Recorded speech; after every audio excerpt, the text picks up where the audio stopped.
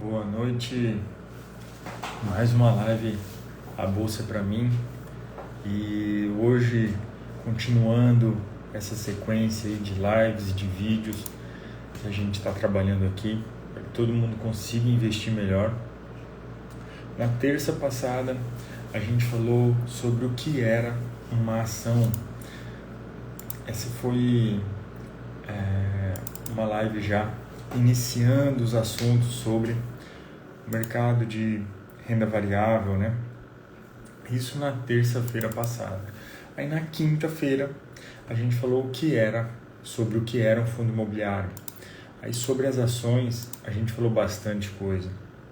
Se era arriscado, quais eram os tipos de ações, ordinária, preferencial, as preferenciais com as diferentes classes, o que eram as BDR, as units, por que uma ação, um papel acaba com 11, com 3, com 5, com 34, o que são essas ações que acabam, o código acaba com 34. Falamos também sobre as empresas small, mid and large caps, quais são as particularidades das empresas small caps, as mid caps e as large caps, por que uma tem maior potencial ainda de valorização da sua ação e as outras não. Aí o foco talvez muda para cada um desses ativos. Ou seja, são informações que você precisa ter, que você precisa levantar para tomar as suas decisões. Além disso, falando sobre os lotes fracionários, falando bastante coisas sobre as ações. E nos fundos imobiliários também foi muito interessante, porque a gente falou os tipos de fundos, os fundos realmente de tijolo, os fundos imobiliários de papel, o que é esse tal desse fundo imobiliário de papel, quais são as vantagens e desvantagens. Falamos um pouco sobre o que era mais vantajoso, você construir uma casa ou você comprar um fundo imobiliário, quais são as vantagens do fundo imobiliário, sendo que é possível você começar a investir com um capital bem menor, e a gente vai recapitular um pouquinho disso, tá? Então falamos um pouco sobre ações, falamos um pouco sobre fundos imobiliários, e aí surge a questão, o que é melhor, ações ou fundos imobiliários? E para quem ainda não conhece o canal aqui, para quem ainda não conhece o Instagram também da Bolsa para mim, vocês podem nos acompanhar aqui pelo Instagram, também pelo YouTube, a gente tem um canal no YouTube.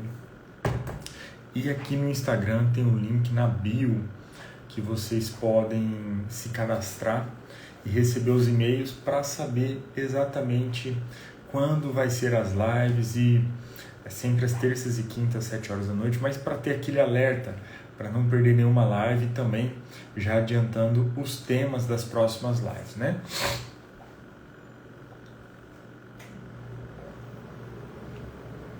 E além disso, é possível, pode me enviar mensagens aqui pelo Instagram, comentar lá no YouTube, no Facebook. A gente também tem um podcast, então se você gosta de acompanhar os podcasts, dá uma olhadinha lá, a Bolsa para mim tem bastante podcasts lá para vocês acompanharem. Às vezes está no carro, não dá tempo, não quer assistir, é perigoso, dá para pôr no rádio lá e acompanhar a Bolsa para mim, tá certo, pessoal? Então, tem essa discussão. O que é melhor, os fundos imobiliários ou as ações? E a gente vai recapitular um pouco das lives passadas e comparar esses dois tipos de investimento. Então, o que é uma ação? A ação é a menor fração do capital de uma empresa. O que isso significa? É um pedacinho daquela empresa. Então, quando você compra as ações de uma empresa, é a mesma coisa de você estar comprando qualquer outra empresa. Você, a partir de agora, você é dono dela. Você vai ter participação nos lucros e também no prejuízo dessas empresas, da empresa cujas ações você comprou, tá? Então, você é sócio. Você é sócio de um negócio. Você, a partir do momento que você compra uma ação, você é sócio daquela empresa, tá? E nos fundos imobiliários? De maneira muito semelhante, quando você compra um fundo imobiliário, em sua maioria, você é dono de um pedacinho daquele imóvel.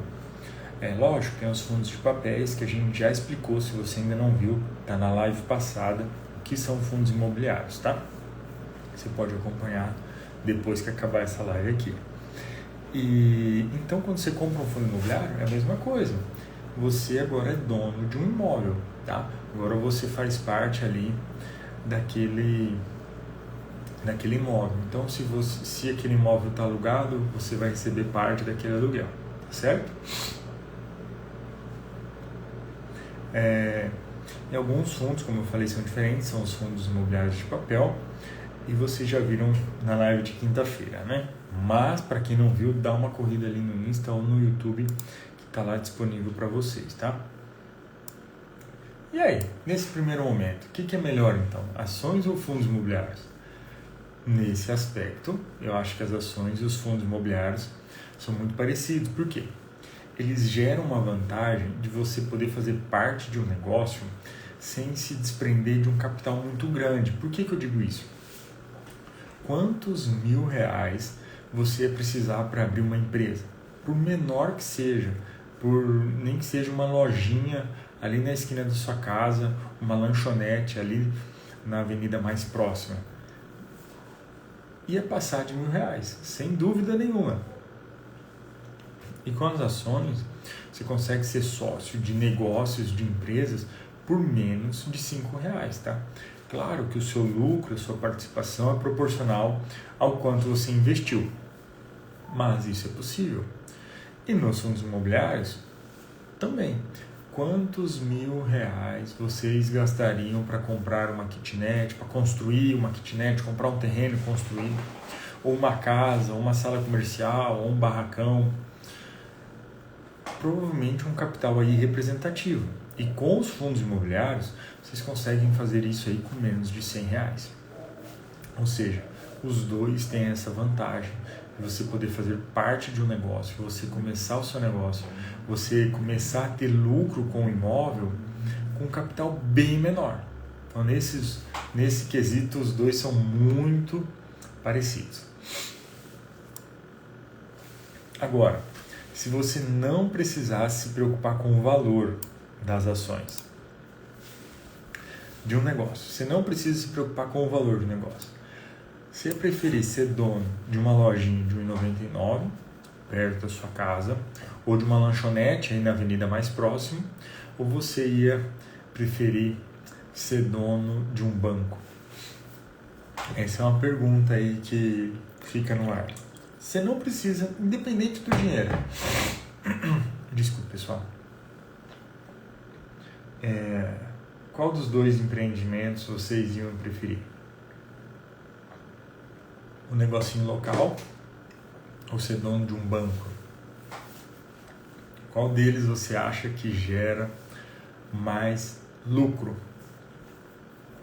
Provavelmente o banco, né? Claro que é proporcionalmente, né? Mas sem dúvida as margens de operação de um banco são maiores que da lojinha. E outra coisa, qual que é o risco de um banco falir comparativamente com uma lanchonete? Quantas lanchonetes já abriram aí na avenida mais próxima da sua casa e acabaram fechando? Aqui na minha avenida próxima aqui da minha casa, Casa de Naturais, quantas já abriram de produtos naturais, castanhas, aveia, cacau, essas coisas? Cara, eu já vi algumas abrirem, não aguentarem, mudarem o dono e depois vir a falência. Agora estão abrindo outras. Realmente eu desejo que dê certo. Mas a probabilidade de uma pequena empresa, de um comércio local falir é muito maior do que a de um banco, né? Quantas agências vocês realmente viram fechar?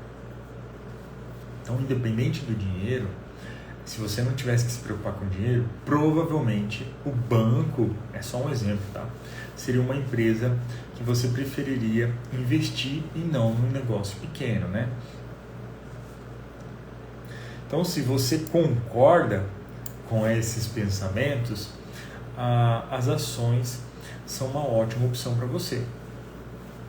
E nas ações, como eu já falei, você vai ter acesso a investimentos a empresas como bancos, por menos de R$10. Claro, o seu lucro é proporcional, a sua participação é proporcional, mas é um capital bem menor que você precisa se desprender do que quando você quer abrir o seu próprio negócio, tá? E isso faz parte das ações, tá certo? Agora falando um pouco, e os fundos imobiliários, né?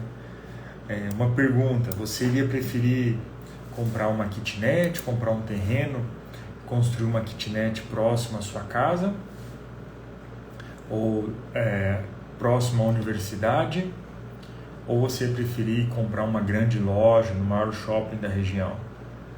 Isso daí é uma recapitulação da live passada, tá? Qual deles vocês acham que gera mais lucro?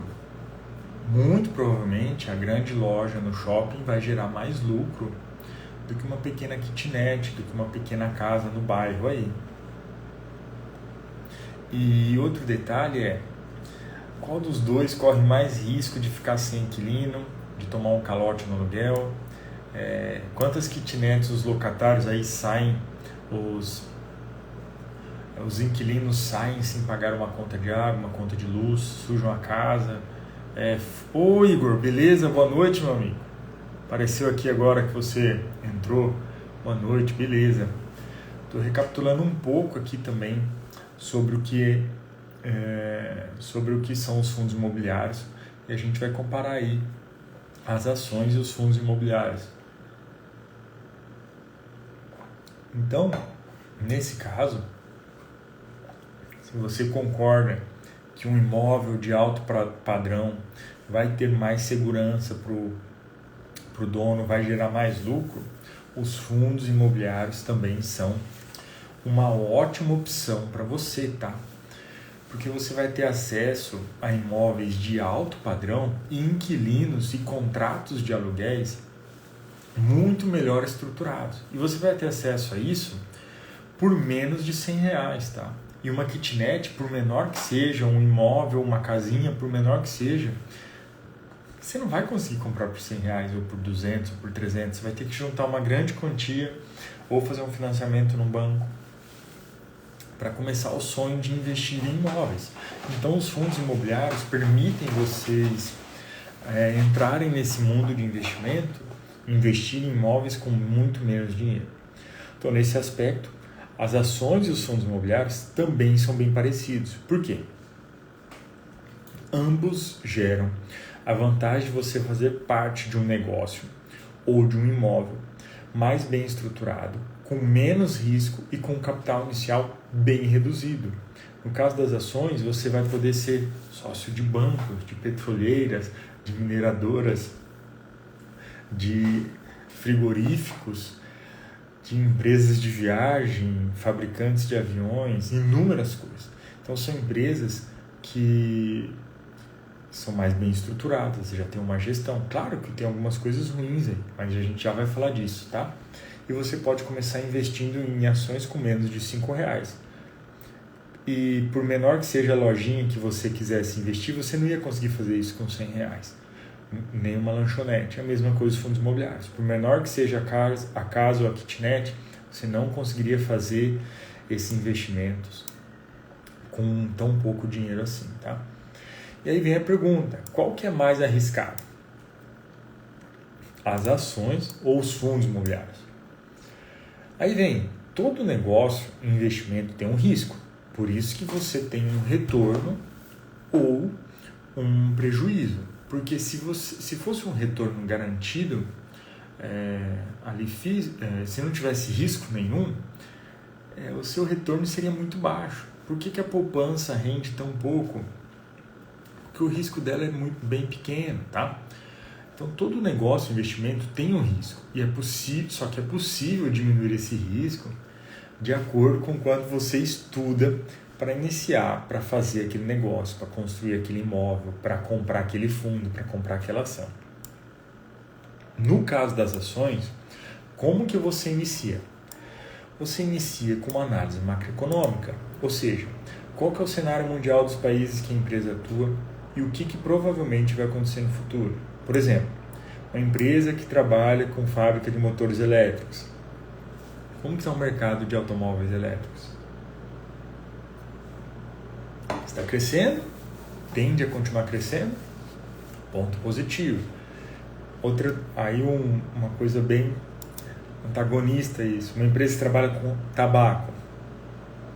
Mais de 80% das pessoas que fumam tabaco vivem em países de baixa e média renda.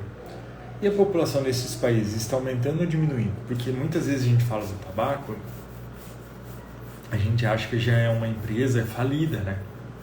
Mas e aí? A população nos países pobres está aumentando ou está diminuindo? Opa! A população dos países pobres está aumentando. E quem consome muito tabaco? Os países pobres. Então a gente precisa analisar o cenário macroeconômico. Aí vem outra pergunta também. Mas essa empresa trabalha com tabaco premium ou de classe ou um tabaco básico? São perguntas que nós temos que fazer, uma análise macroeconômica em relação à empresa, tá? Ou seja, é necessário analisar o cenário da empresa, a economia mundial, mas nada de muito complicado. A análise tem que ser objetiva. E aí, a gente parte para análise quantitativa. E tudo isso é para quê? Diminuir os nossos riscos nos investimentos. E eu estou passando aqui pelas análises para a gente comparar com os fundos imobiliários. Qual dos dois é mais arriscado? Na análise quantitativa, o foco é identificar a qualidade dos gestores da empresa, se é composto por um time qualificado, se os caras já obtiveram resultado em outras empresas, se eles tomam boas decisões dos investimentos. Por exemplo, eles decidem comprar uma máquina nova ou uma fábrica nova, decidem adquirir uma unidade fabril em outro estado, e se esses negócios trazem retorno para a empresa. E isso tudo você vai poder analisar de acordo com os resultados da empresa, tá? Se for ou não bons investimentos. Então, uma boa indicação também é se os gestores são sócios da empresa. E para isso, quando um gestor, não sei se você sabia aqui, Igor, mas quando um gestor, um cara de alto escalão, ele compra ou vende ações da empresa, ele precisa informar a CVM. E nós temos como ver o que os caras estão comprando. Então pensa lá, você é o presidente, sei lá, vamos ver uma empresa aí, você é o presidente da Marfrig. E você está comprando ações. Você tem que informar.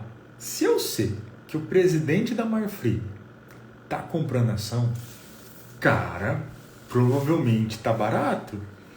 Porque se um cara que conhece a empresa, um cara que está lá dentro, um cara que tem experiência está comprando ações, ele está pondo o dele em jogo.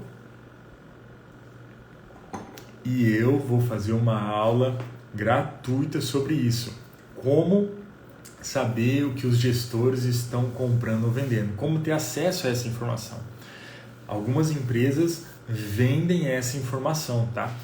Mas é possível fazer por conta e eu vou ensinar vocês. Essa aula eu ainda estou definindo o dia que eu estou preparando as coisas, mas provavelmente vai ao ar aí no mês que vem. Talvez mês que vem ou comecinho de junho. Acredito que em maio ainda, tá? Mas é possível a gente ter acesso a essas informações. Por exemplo, o dono de qualquer empresa, o presidente, o cara que ocupa cargo de alto escalão dentro de uma empresa, sempre que ele compra ou vende, ele precisa informar e a gente pode acessar essas informações, tá? Então, se o cara está vendendo, ele está achando que a empresa está cara.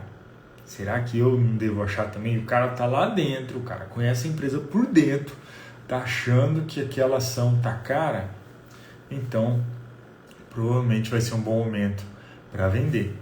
E a mesma coisa na compra. Se o cara que está lá dentro está comprando, provavelmente vai ser um bom momento de compra. E eu vou fazer uma aula gratuita de como acessar essas informações, tá? Outra coisa, análise quantitativa. Essa análise é feita nos resultados financeiros da empresa. Então você vai avaliar a rentabilidade, as dívidas, qual que é a margem que a empresa consegue operar. E aqui tem um detalhe muito interessante, né? Por exemplo, a margem é um dado muito importante nas empresas. Por quê? Quando a gente pensa na Ambev e na Heineken, a gente pensa que são empresas muito semelhantes, que trabalham com cerveja, mas a margem da Ambev é de 20%, da Heineken é de apenas 8%, em média, tá?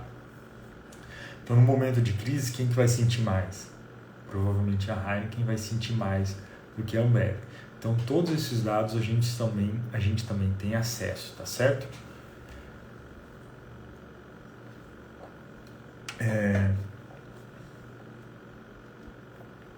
E aí a gente parte também para o valuation. No valuation, você vai fazer uma análise entre o preço e o valor da empresa.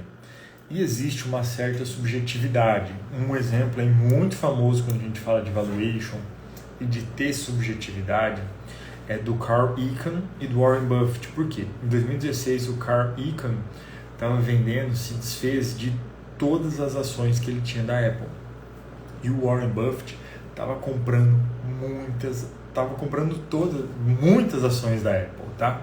E são dois caras extremamente habilidosos no valuation.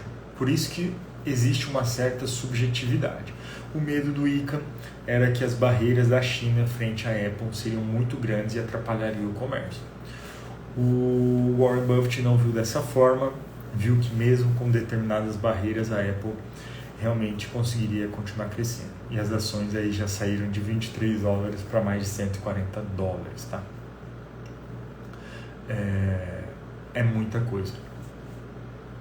Mas então, como analisar os números da empresa? Quais os números? Quais são os dados mais importantes? Balanço patrimonial? O que é importante? A gente vai acessar o quê? DRE, demonstração do resultado do exercício. Esses dados são disponibilizados no site da própria empresa, mas existem alguns sites também que fornecem os dados de várias empresas, por exemplo, Fundamentos, Fundamentei, Status Invest, são alguns sites que você consegue ter acesso ao DRE de várias empresas. Mas o que a gente vai avaliar? A gente vai avaliar o que a empresa tem de ativo, ou seja, o que ela tem que gera renda e o que ela tem de passivo, o que ela tem que gera gasto, empréstimo, contas, obrigações trabalhistas, tudo isso daí. E já no DRE, que é a demonstração do resultado do exercício, tem alguns números que são muito importantes. Tem muita coisa, então a gente precisa filtrar, porque senão a gente fica louco do tanto de informação que tem nesses demonstrativos de resultados, tá? Um dado muito interessante é o retorno sobre ativos, que é o quê? É o lucro líquido dividido pelo ativo total. De maneira geral, esse indicador informa quais são os ganhos gerados por uma companhia a partir de todo o capital que ela investiu. Esse é um dado interessante para a gente avaliar.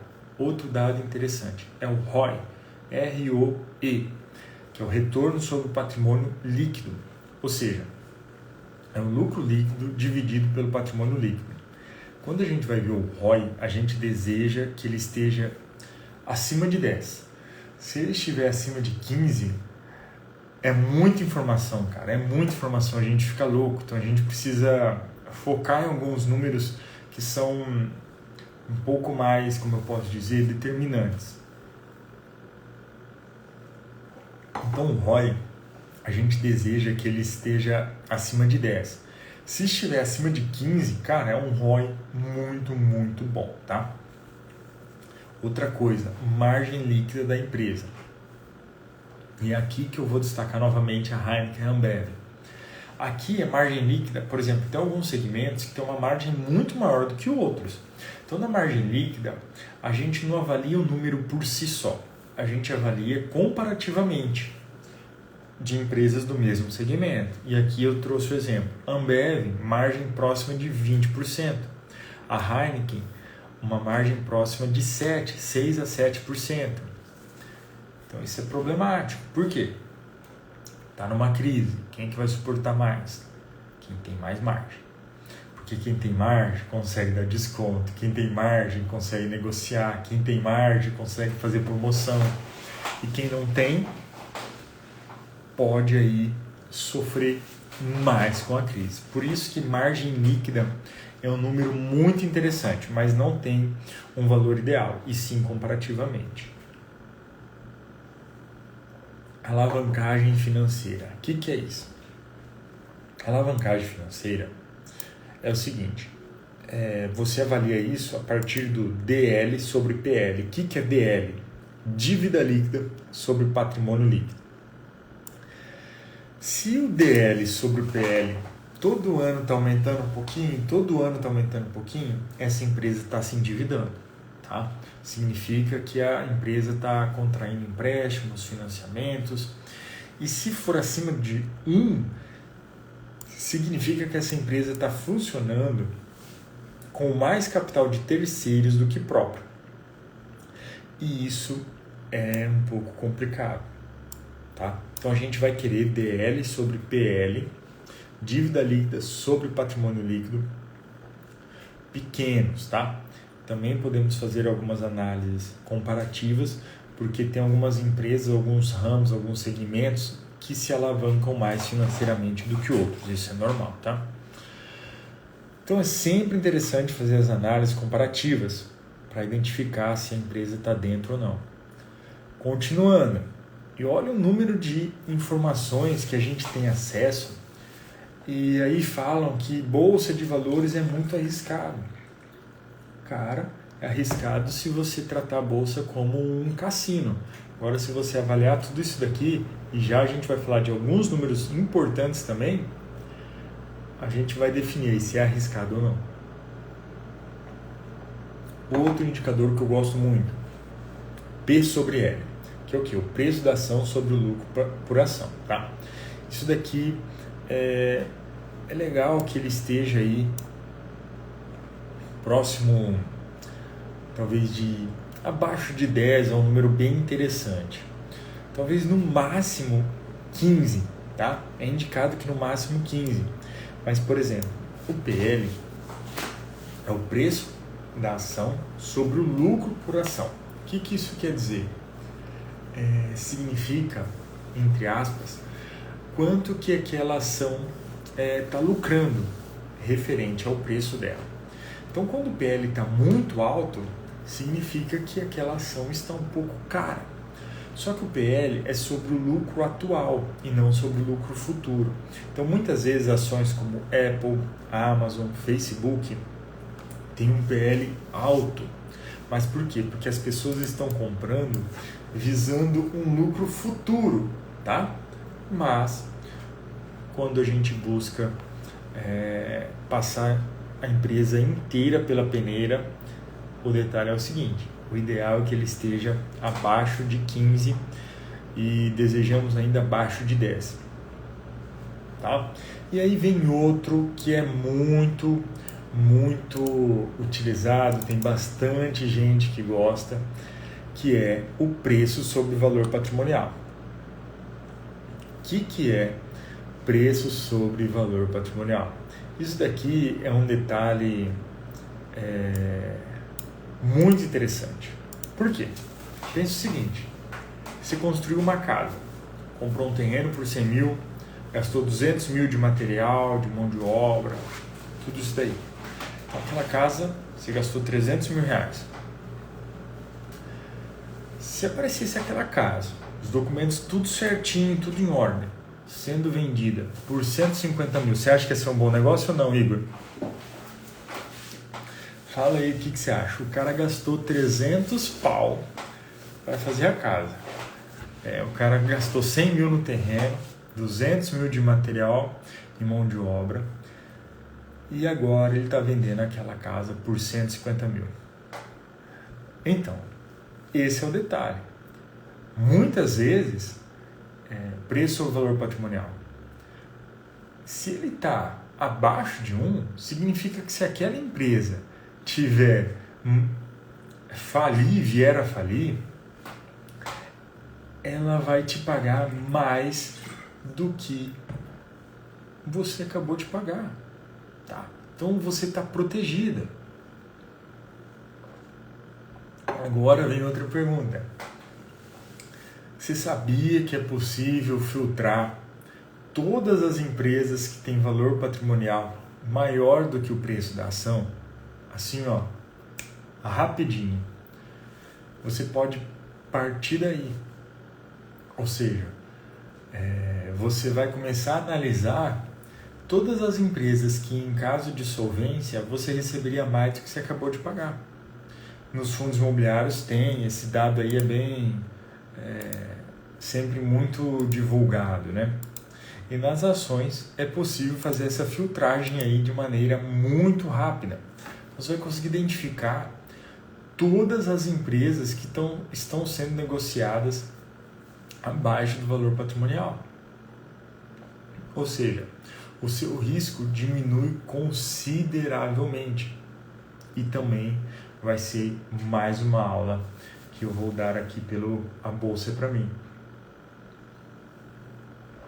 E depois de analisar tudo isso, a gente já sabe bem o que a gente vai comprar. Aí a gente parte para análise técnica. Para quê?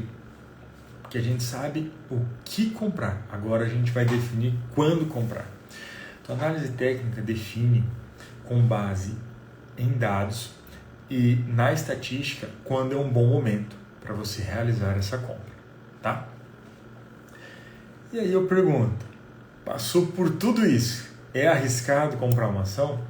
Na minha opinião, de verdade, eu não acho.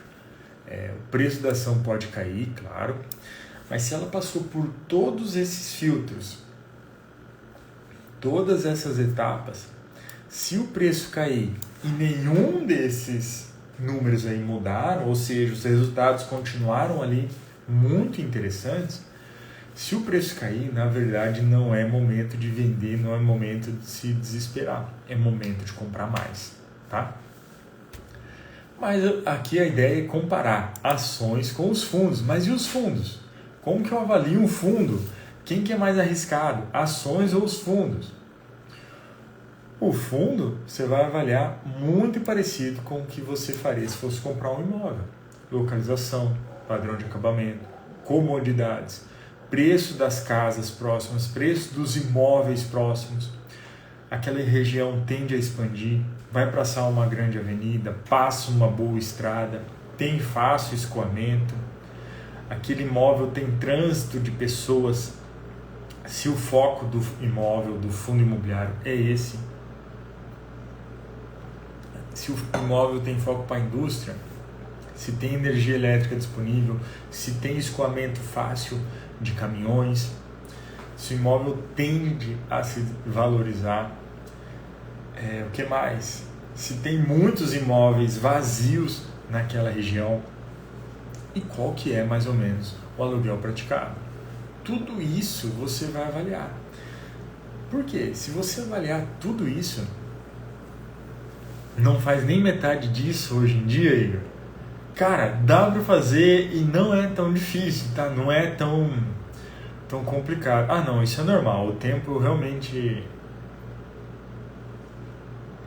Algumas pessoas têm me procurado para eu fazer esse tipo de análise para elas, né? Porque justamente por causa do tempo. Então eu estou criando aí, estamos amadurecendo essa ideia de eu fornecer as análises, né? Porque realmente falta tempo. E seguindo todos esses passos, cara, o seu risco diminui e muito no momento de uma compra, né? Então, e a mesma coisa dos fundos imobiliários. A gente avaliou tudo isso. E aí vem a pergunta, é um bom fundo, mas é um bom momento de compra? E quem vai nos dizer se é um bom momento de compra é a análise técnica. São aqueles gráficos que eu já mostrei algumas vezes aqui, que você analisa o histórico de preços, volume de compra, preço, média móvel, inúmeros indicadores. Alguns têm até um nome meio feio, mas não tem nada de complicado, que eles vão te dar uma indicação de um bom momento de compra ou venda através da estatística, tá? Beleza. Mas então, quem que é mais arriscado? Quem que é mais arriscado? Historicamente, os fundos imobiliários possuem 30% da volatilidade das ações. O que significa? Se as ações estão valendo R$100 e elas caem para 70, os fundos caem de 100 para 91. E isso, como eu já falei algumas vezes, parece muito bom no momento de queda, tá? Por quê? De 100 só para 91, a pessoa não se assusta tanto. Mas no momento de alta, isso também funciona.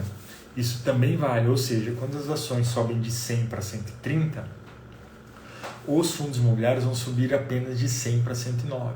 Então, essa menor volatilidade é uma vantagem em alguns momentos, mas é uma desvantagem em outra. Ou seja, em relação a uma queda repentina, o valor dos fundos, uma queda repentina de valor, os fundos são menos arriscados, né? Os fundos possuem ainda uma renda mensal proveniente dos aluguéis, diferente das ações que cada empresa define a data dos dividendos. Mas e aí? Qual que é melhor? O que é melhor de tudo isso daí? Fundos imobiliários ou ações? Tem que ter um ou tem que ter outro? Tanto ações quanto os fundos permitem que as pessoas invistam em negócios ou imóveis de alto padrão, bem estruturados, com um capital bem menor do que abrir o seu próprio negócio, mesmo que seja uma pequena lanchonete. É mais fácil e mais barato comprar um fundo imobiliário do que você comprar um imóvel, nem até mesmo do que um terreno.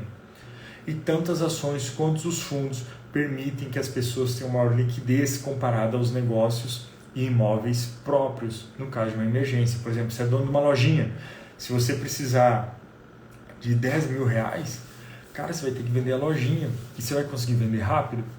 Dificilmente, né? Dificilmente. Só se você cortar na unha o valor da sua lojinha. E a mesma coisa do imóvel. Se o cara precisar ali vender na hora, o cara tem um imóvel de 300 mil, mas ele precisa de 20 mil. Cara, ele não vai conseguir vender um imóvel de 300 mil reais por esse valor assim rapidamente.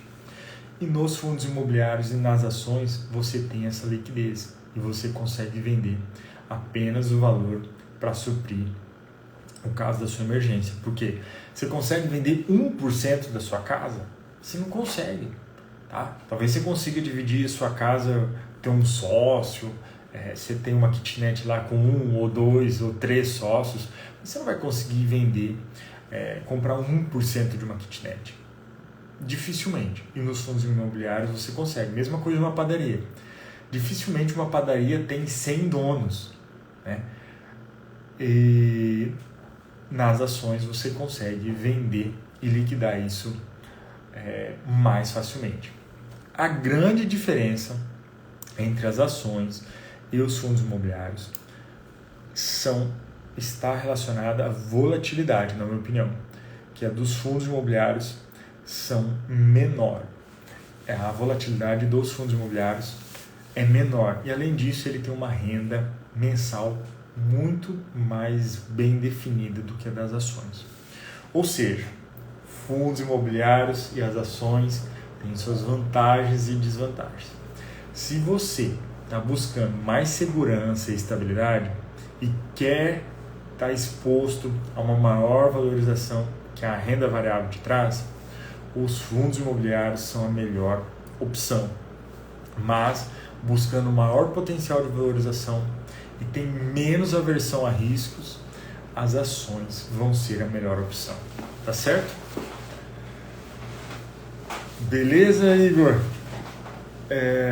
Respondido o que é melhor, o que é pior, ações ou fundos imobiliários?